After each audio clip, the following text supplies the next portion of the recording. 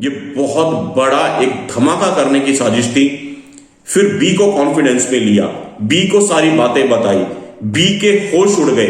अब सीन ये बना कि सी को नहीं पता था कि उसकी पोल ए और बी के सामने खुल गई है। ए और बी रात को सोते थे। आप एक बार कल्पना करके देखिए, एक पलंग पे तीनों सो रहे हैं, एक आम लड़का, दूसरा आम लड़का और बीच में आतंकवादी लश्कर का। आतंकवादी के दाएं और बाएं में दोनों एक देश के आम नागरिक सोया करते थे। उनको रातों को नींद नहीं आती थी कि वो एक टेररिस्ट के साथ में उसी बिस्तर पे सो रहे हैं।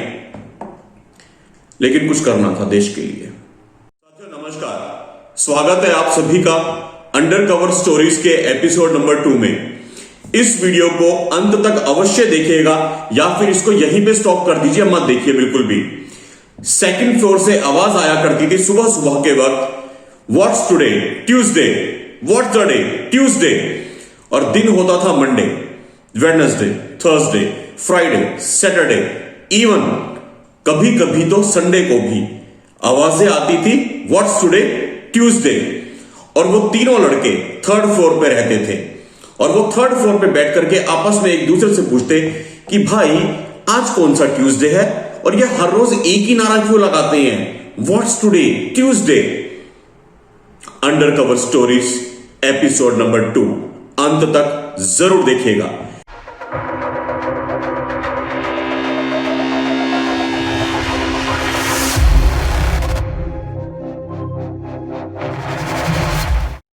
पिछले हफ्ते मैंने आपको बताया था किस तरह से 80 अंडर कवर एजेंट्स ने दिल्ली को फटने से बचा लिया। किस तरह से Delhi airport, Ansal plaza mall, Vasant Kunj mall, south ex market, वहां पे फिदाइन हमला होने वाला था। मैनचेस्टर 2017 की तरह बहुत बड़े धमाके। आईएसआईएस का एक आतंकवादी अफगानिस्तान से दिल्ली आया था, लाजपत नगर में रहता था। वो सारी चीजें मैंने आपको पिछले एपिसोड में बताई हैं। आज मैं आपको बताऊंगा 2001 जनवरी, जी हां, आज से ठीक 20 साल पहले दिल्ली में जनवरी से लेकर के अगस्त तक में 7-8 महीने तक बहुत बड़ी साजिश की गई। टारगेट था 15 अगस्त को दिल्ली को उड़ाना, 15 अगस्त 2001 को दिल्ली को उड़ाना। तो वो तीनों इस कहानी के 3 मुख्य किरदार हैं। मैं उनके नाम देता हूं ए, बी और सी। ए एक राष्ट्रवादी इंसान था, बी एक राष्ट्रवादी इंसान था, मतलब कि एक आम नागरिक था देश का, और सी उसके बारे में आप अभी जान जाएंगे। तो ए, बी और सी लक्ष्मी नगर में थर्ड फ्लोर पे एक रूम लेके रहा करते थे। वो तीनों एक इंस्टीट्यूट से एक कोर्स कर रहे थे। इंस्टीट्यूट उनका प्रीत विहार में था और वो लोग सुबह सुबह एक नारे के साथ उठते थे। सुबह सुबह 7, 7:30 के करीब में सेकंड फ्लोर से नारे लगा करते थे व्हाट्स टुडे, ट्यूसडे। खैर, थोड़ा सा जब उन्होंने उसके अंदर जाने की कोशिश करी कि ये क्या नारे लगते हैं, तब समझ में आया कि नीचे सेकंड फ्लोर पे एक ट्रेनिंग सेशन हुआ करता था। जो हम लोग देखते हैं बसों में, जो माल बेचने वाले होते हैं ना, सोने से कम नहीं, खो जाए तो गम नहीं, ये लो गंजे को भी कंगी दो, गंजे को भी तेल दो, इस तरह के जो हॉकर्स आते हैं, चन चन चन चन चन चन चन चन, वो 10 रुपए के पेन का सेट बेचते हैं, वो चूरन की गोलियां बेचते हैं, वो मछली वाली काला खट्टा की गोलियां बेचते हैं। तो इस तरह की जो हॉकर्स होते हैं, जो हमें रेड लाइट पे मिलते हैं, कार के शीशे साफ करने के कपड़े बेचते हुए या और तरह तरह के सामान बेचते हुए, तो उनकी ट्रेनिंग सेशन हुआ करता था और वो लोग नारा लगाते थे व्हाट्स टुडे, जूसी डे। मतलब कि आज पैसा मिलने का दिन है, आज बहुत पैसा मिलेगा, आज बहुत सेल होगी। तो वो जूसी डे को ये तीनों ए, बी और सी सुनते थे ट्यूसडे। तो वो उनका भ्रम वहां पे खत्म हुआ। ये जो सी है, जिसके बारे में मैंने आपको नहीं बताया, ये कश्मीरी लड़का था और बाकी दोनों ए और बी नॉर्थ इंडिया के लड़के थे। इंस्टीट्यूट में ये लोग मिले और उसके बाद में अलग अलग शहरों से ये दिल्ली में आए थे।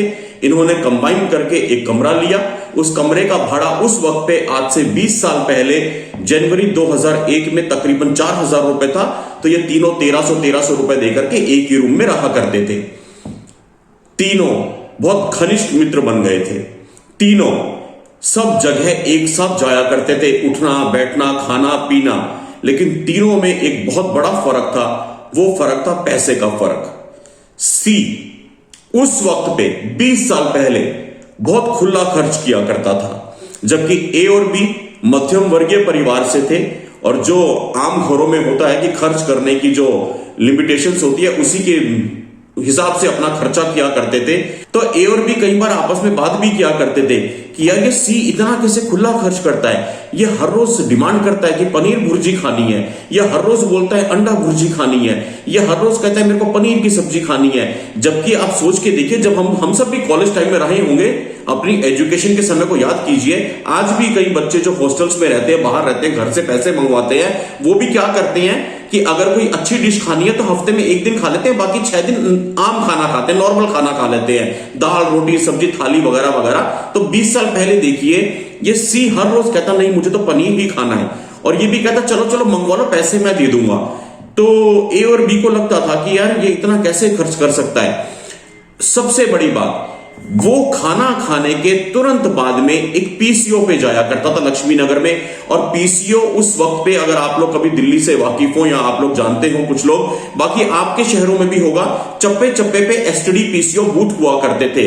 लेकिन ये जो सी था, ये जाता था एक स्पेशल बूथ के पीछे की तरफ में, एक छोटी मस्जिद के पीछे था डी पीसीओ, मैं नाम नहीं लूंगा उसका, उसको हम कहेंगे डी पीसीओ।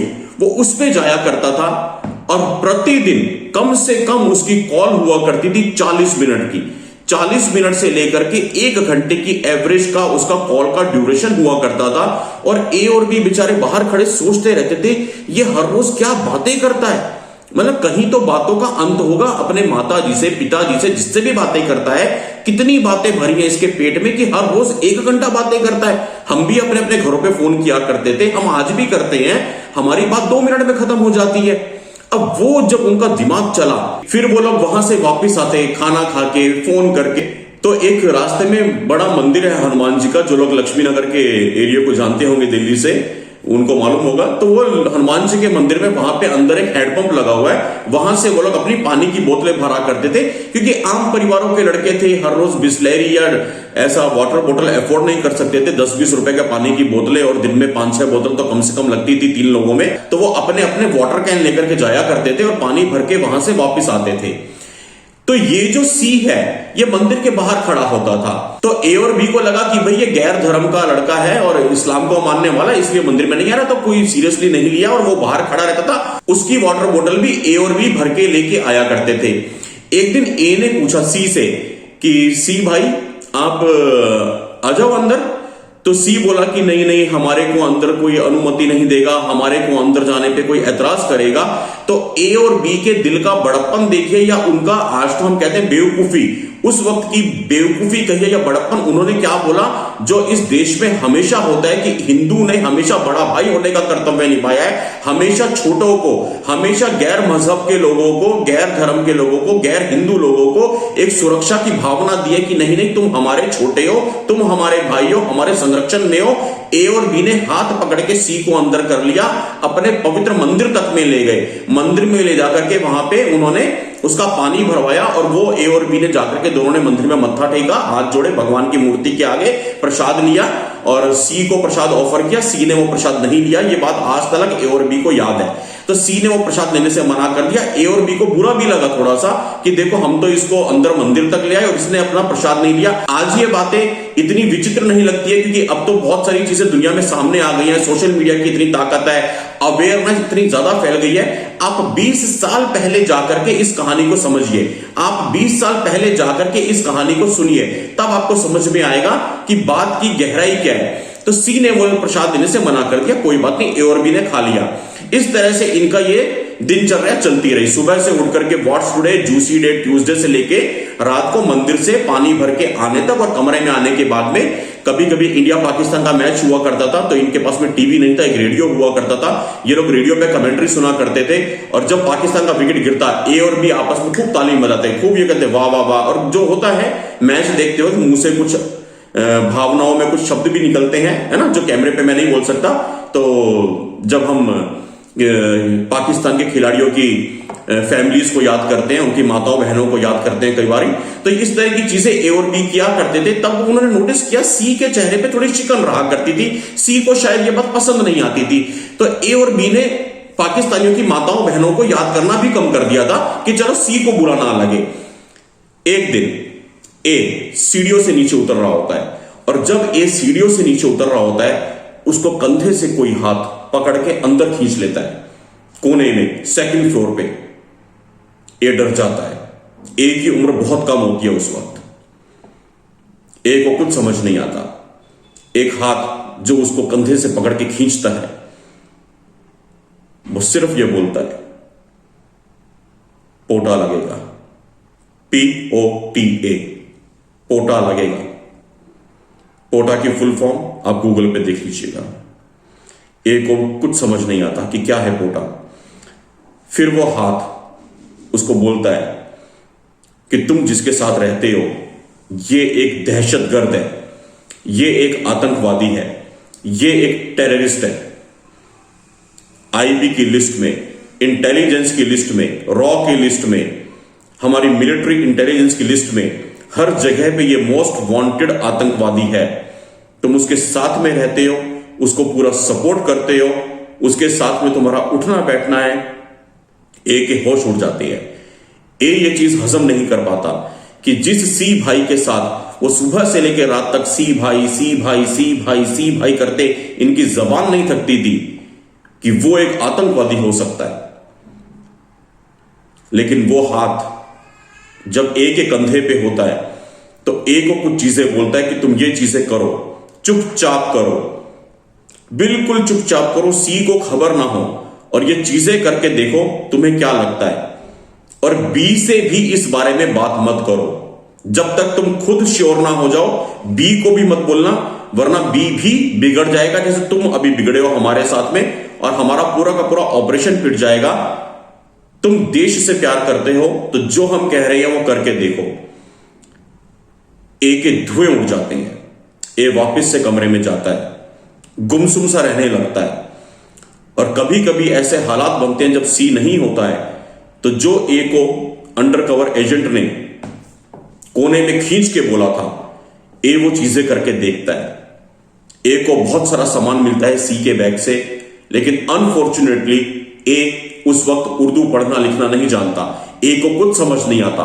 सारी चीजें काला अक्षर भैंस बराबर, चीजें बहुत आती हैं सामने, लेकिन कुछ भी समझ नहीं आता। कैमरेज नहीं होते हैं, मोबाइल फोन नहीं होते हैं जो फोटो ले ले, वीडियो बना ले, कुछ भी समझ नहीं आता है। लेकिन कुछ कुछ इशारे मिलने शुरू होते हैं सी की तरफ से, जब वो उस नजरिए से देखता है चीजों को जो कि उस अंडरकवर एजेंट ने नीचे उसको बोला ए को कि ऐसे देखो, तो ए को लगने लगता है कि हाँ बात सही है। उसी वक्त पे कुछ महीने बीतते जाते हैं, जनवरी से लेकर के ये मार्च अप्रैल मई आना शुरू होता है, तब सी बोलता है ए भाई बी भाई मुझे कमरा शिफ्ट करना है, मुझे एक नया मकान लेना है दिल्ली में। ए और बी पूछते हैं क्यों लेना है, सब कुछ तो सही चल रहा है। सी बोलता है मेरी बहन आने वाली है। वो पूछते हैं कौन सी बहन, कहते हैं जिससे आपकी बात करवाई थी। जी हां, 3 दिन पहले जो वो 40 मिनट 45 मिनट 1 घंटा फोन पे बात करता, कश्मीर में कश्मीरी भाषा में बात करता था। ए और बी को कुछ समझ नहीं आता था। उसने ये बोला कि ए मेरी सिस्टर से बात करो। ए को लगा मैं क्यों बात करूं, बी को लगा मैं क्यों बात करूं, लेकिन ए और बी ने बात करी। उन्होंने वहां से बोला नमस्ते दीदी। ये सारी बातें हुई क्योंकि वो तो आम अच्छे मन से बात कर रहे थे, जैसे हम किसी दोस्त की बहन से बात करें तो नमस्ते दीदी ही बोलेंगे। तो सारी बात हुई। फोन रखते वक्त वहां से आवाज आई, अल्लाह हाफिज, अल्लाह आपको कामयाबी दे। ए और बी को समझ नहीं आया था तब तक, लेकिन ए को कुछ चीजें समझ में आने लगी थी क्योंकि ए को उस अंडरकवर एजेंट ने आगाह कर दिया था।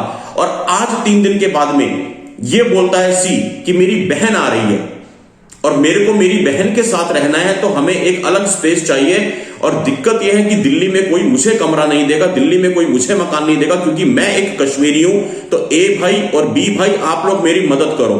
ए और बी उसकी मदद करने लग जाते हैं। वो लोग सुबह से निकलते हैं, इंस्टीट्यूट में जाने के बाद अपनी क्लास खत्म होने के बाद में वापस कमरे तक आते वक्त प्रतिदिन 2 घंटे 2.5 घंटे 3 घंटे धक्के खाते हैं, अखबारों में देखते हैं कहां कहां पे कोई फ्लैट खाली है। और एक जगह बात बन भी जाती है, जहां बात बनती है वहां पे आईडी मांगी जाती है, तो सी कहता है भैया अपनी आईडी आगे कर दो ए और बी की। ए थोड़ा सा सचेत हो चुका था, उसी वक्त ए को यकीन हो गया कि जो अंडरकवर एजेंट ने बोला था वो बात सही है, और वो नीचे के फ्लोर पे उस अंडरकवर एजेंट ने बस वाला हॉकर बनकर के, बस में कंघा तेल साबुन बेचने वाला विक्रेता बनकर के एडमिशन लिया होता है। ए और वो अंडरकवर एजेंट चोरी चोरी प्रतिदिन मिलने लग गए थे, बहुत सारी बातें होती थी। अंडरकवर एजेंट ने ए को एक डिवाइस दिया जिससे ए ने उस सी की जितने डॉक्यूमेंट्स बैग में थे जो उर्दू में लिखे हुए थे उनकी फटाफट कॉपी ली, वो सारी चीजें उस अंडरकवर एजेंट को दे दी। ये बहुत बड़ा एक धमाका करने की साजिश थी। फिर बी को कॉन्फिडेंस में लिया, बी को सारी बातें बताई, बी के होश उड़ गए। अब सीन ये बना कि सी को नहीं पता था कि उसकी पोल ए और बी के सामने खुल गई है। ए और बी रात को सोते थे, आप एक बार कल्पना करके देखिए, एक पलंग पे तीनों सो रहे हैं, एक आम लड़का, दूसरा आम लड़का और बीच में आतंकवादी लश्कर का। आतंकवादी के दाएं और बाएं में दोनों एक देश के आम नागरिक सोया करते थे, उनको रातों को नींद नहीं आती थी कि वो एक टेररिस्ट के साथ में उसी बिस्तर पे सो रहे हैं। लेकिन कुछ करना था देश के लिए। अंडरकवर एजेंट्स के माध्यम से ए पहली बार देश के बड़े बड़े खुफिया अधिकारियों से मिलता है, देश के बड़े बड़े खुफिया अधिकारियों की शक्लें देखता है, देश की खुफिया एजेंसीज के काम करने के तरीके को समझता है, देश की खुफिया एजेंसीज की वर्कशॉप को देखता है। ए को बहुत रोमांचित करने वाली चीजें मिलती हैं। ए के जहन में कुछ सवाल भी आते हैं, क्योंकि ए उस वक्त अपना करियर बनाने के लिए स्ट्रगल कर रहा होता है कि उसको जिंदगी में क्या करना है। तो ए के जहन में सवाल आता है, ए के प्रश्न आता है। और आप भी सोच के देखिएगा, हम सब जब बच्चे होते हैं या हमारे घरों में आज भी बच्चे होते हैं, हम अपना करियर बनाने की बात सोचते हैं तो क्या सोचते हैं, बेटा इंजीनियर बन जाए, डॉक्टर बन जाए, कंप्यूटर्स में कुछ कर ले, सीए बन जाए, सीएस कर ले।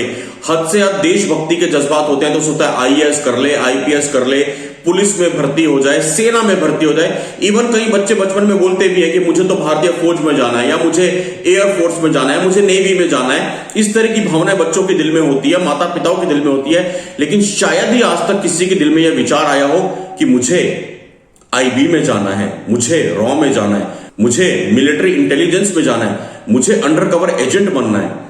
कोई भी बच्चा यह सपना नहीं देखता, क्योंकि हम इन विषयों के बारे में जानते नहीं है। और कोई भी माता पिता अपने बच्चे के लिए भी ये सपने नहीं देखते, क्योंकि ये विषय अछूते हैं और ये अछूते रहने भी चाहिए। क्योंकि मैंने पिछले वीडियो में भी बताया था, अंडरकवर एजेंट्स हमारे जैसे ही होते हैं, मेरे आपके जैसे होते हैं। यही दो आंखें, यही एक मुंह, यही दो कान, यही बाल, यही चेहरा। हम उनको नहीं पहचानते, और पहचान भी जाए तो कभी कहना नहीं चाहिए, क्योंकि उनके काम पे असर आएगा। तो ऐसे में ये जो सीरीज में आपके सामने लेके आया हूं, ये एक छोटा सा प्रयास है कि हम रात को सोने से पहले और सुबह उठने के बाद में अपने देश के अंडरकवर एजेंट्स के चरणों में नमन करें। वो लोग हमसे कुछ भी नहीं चाहते हैं, नाम तक की कोई उम्मीद नहीं है, गुमनामी की जिंदगी जीते हैं, गुमनामी की मौत मर जाते हैं। और मैं आपको सिर्फ और सिर्फ उतना ही बताऊंगा जितना की मर्यादा के दायरे में है, जितना बताने से उनके किसी ऑपरेशन और उनके किसी काम पे कोई भी असर ना आए। क्योंकि अगर मेरी कोई किस्सा कहानी बताने में, उनकी ऑपरेशंस की डिटेल ऐसी देने में अगर उनके काम पे असर आएगा तो यह हमारे लिए डूब मरने की बात है। वो लोग एक प्रोटोकॉल में काम करते हैं, हमारे आईबी के लोग हैं, एमआई के लोग हैं, रॉ के लोग हैं, जो भी खुफिया तंत्र के लोग हैं, वो एक प्रोटोकॉल में जीते हैं। इवन आपने बेबी जैसी फिल्म में देखा होगा कि सरकार ये बोलती है कि अगर ये बंदा पकड़ा गया तो इससे हमारा कोई लेना देना नहीं है। सरकार को अपने आप को उससे अलग करना पड़ता है, ये होता है, ये वास्तविकता है। तो क्या है, उस एक के मन में विचार आता है कि यार कभी किसी ने सोचा नहीं ऐसा भी कुछ हो सकता है जिंदगी में। आज इस घटना को 20 वर्ष होने वाले हैं, जनवरी में 20 साल हो जाएंगे पूरे पूरे। खैर मैं बाद में बताऊंगा ए और बी की कहानी। तो जब वो अधिकारियों से मिलता है, ए को कुछ डिवाइसेस दिए जाते हैं उस वक्त पे, क्योंकि मोबाइल्स वगैरह नहीं थे। ए को उनको ऑपरेट करना सिखाया जाता है, ए को सारी बातें बताई जाती है, रिकॉर्डिंग हर एक चीज समझाई जाती है, पूरा सर्विलेंस। क्योंकि ए और बी साए की तरह चिपक के रहते थे सी के साथ में, तो वो सारी चीजें ए को बताई जाती है। ए पूरी जी जान लगा देता है सी की सर्विलेंस करने में, और नतीजा ये निकलता है, सच ये सामने आता है कि जो बहन वहां पे आ रही थी, जिसके लिए सी ने भूमिका बनाई थी कि मैं और बहन अलग रूम में रहेंगे, वो RDX के साथ में निजामुद्दीन पे जो चीजें मैं आपको बोल रहा हूं उस वक्त के अखबारों में आपको मिल जाएंगी, क्योंकि मैंने आपको कह दिया है कि मैं सिर्फ उतना बोलूंगा जितने पे हमारी खुफिया तंत्र के लोगों के ऊपर में कोई परेशानी ना आए। और उस रात से पहले मोबाइल्स होते नहीं थे। खुफिया विभाग के लोगों को ए को अपने साथ रखना होता है, बी को साए की तरह सी के साथ चिपका के रखना होता है।